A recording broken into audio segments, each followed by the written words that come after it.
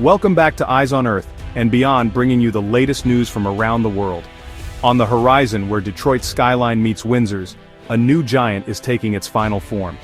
The Gordie Howe International Bridge, a marvel of modern engineering, now connects two nations with North America's longest cable-stayed span.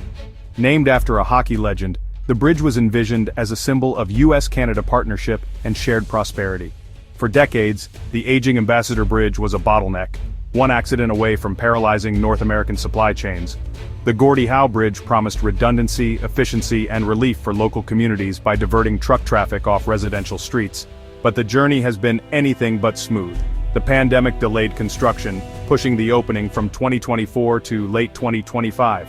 Now, as the bridge nears completion, a new hurdle emerges. Customs facilities on both sides may not be ready in time. Without these, the bridge could stand idle well into 2026, a silent monument to delays. The irony is striking. After years of debate and construction, the bridge is finished, but its opening is threatened by bureaucratic and political obstacles. The world it was built for is changing fast. The bridge, meant to unite, now risks opening into a moment of division. Its delayed inauguration is becoming a metaphor for a partnership under strain. The question now, will this bridge connect, or simply stand as a reminder of what could have been? The Detroit-Windsor corridor is the beating heart of North American trade. Tens of billions in goods cross here annually, fueling industries from auto manufacturing to agriculture. The supply chains are so integrated that parts may cross the border multiple times before a car is finished. Nearly 40% of Michigan's auto components come from Canada, most passing through this gateway. The Gordie Howe Bridge was engineered to keep this flow smooth, safeguarding jobs and economic stability on both sides. Its customs plazas promise faster inspections and greater security, built for the future of trade. Canada funded the $6.4 billion project, recouping costs through tolls before sharing profits with the US, a testament to shared vision. This bridge isn't just about moving trucks, it's about building a foundation for prosperity that could last a century. But its success depends on the very cross-border cooperation it was meant to celebrate. In a world of rising barriers, will this artery keep commerce flowing, or become a relic of lost integration? As the final steel beams were set, a new threat emerged: protectionism. President Trump's return brought steep tariffs on Canadian steel and aluminum, materials vital to the industries the bridge serves. Threats of even higher tariffs on autos and a possible 35% levy on all Canadian goods have cast a shadow over cross-border trade. For businesses built on just-in-time delivery, this volatility is a nightmare. The bridge, designed for open borders, now faces a world of economic walls. Tariffs drive up costs, forcing companies to reroute supply chains or cut production, putting jobs at risk, especially in Michigan. The bridge's business model relies on high traffic and steady tolls, but if trade plummets, its wide lanes could stand empty. What was once a prudent investment now looks like a gamble. The Gordie Howe Bridge risks becoming a monument to a lost era of cooperation. Its purpose is questioned before the first truck even crosses. Can a bridge built for connection survive in a climate of division? The trade war has strained the US-Canada relationship, turning a model partnership into a wary standoff. Trust built over generations is eroding, and the world's longest undefended border now feels like a real divide. Cross-border travel has plummeted. Once busy checkpoints are quiet, sharp rhetoric and retaliatory tariffs have deepened the rift, with Canada seeking new trade partners in Europe and the UK. Even if the dispute ends, Canada is unlikely to rely so heavily on the US again. The Gordie Howe Bridge, once a symbol of unity, now faces an awkward opening. Its ribbon cutting, meant to celebrate partnership, will instead highlight division. The bridge will connect two countries actively disentangling their economies. It stands as a state-of-the-art structure, a bridge to a partner who seems ready to go it alone. What should have been a celebration is now a reminder of how quickly alliances can unravel. The bridge's future is uncertain, shaped by forces far beyond its steel and concrete. Will it unite or simply mark the distance between neighbors?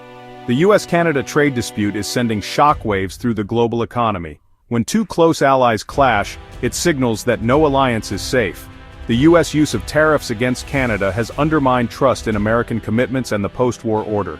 The European Union, also hit by US tariffs, has responded with its own, turning a regional spat into a global trade war. Institutions like the World Trade Organization are struggling to mediate as economic blocs form and alliances shift. For countries worldwide, the lesson is clear. Don't rely too heavily on any one partner, especially one prone to sudden policy shifts. Canada's pivot to Europe is part of a broader trend toward diversification and regional blocs. The Gordie Howe Bridge in this context is a symbol at a crossroads. Will integration survive or will fragmentation win? If the bridge sits underused, it warns against investing in cross-border infrastructure in a divided world. But if cooperation returns, it could become a beacon of hope for global trade. The world is watching to see which future the bridge will represent. While leaders debate, the people of Southwest Detroit live with the consequences. For years, heavy trucks from the Ambassador Bridge have brought noise, pollution, and high asthma rates to their neighborhoods. The Gordie Howe Bridge promised relief, a direct freeway connection to keep trucks off local streets and improve air quality. But delays and trade uncertainty have left the community in limbo. If trade falls, promised jobs and cleaner air may not materialize. A new city ordinance to reroute trucks depends on the bridge opening and attracting traffic. Residents wait, hoping the bridge will deliver on its pledge, not become another broken promise. For them, the stakes are immediate. A better quality of life hangs in the balance. The Gordie Howe Bridge is opening just as the USMCA, the continent's trade pact, faces its first major review in 2026. Any country can refuse to extend the deal, risking its collapse and a return to chaotic tariffs. The Trump administration sees this review as leverage, demanding concessions from Canada and Mexico. The ongoing tariff dispute is a prelude to this high-stakes negotiation. For the bridge, the stakes couldn't be higher. Its future depends on a stable trade framework. If the USMCA dissolves, trade could collapse, leaving the bridge nearly obsolete. Business leaders and workers are lobbying for stability, knowing the cost of failure. The bridge's fate is tied to the outcome of these political battles. Will it become a vital artery or a monument to a failed experiment in cooperation? As the Gordie Howe International Bridge nears opening, its legacy hangs in the balance. It could become a monument to a fractured partnership, an empty structure marking lost potential. Or it could spark a return to reason, as economic pain forces leaders to reconsider the value of cooperation. The bridge's presence is a constant reminder of what's at stake for businesses, workers, and communities.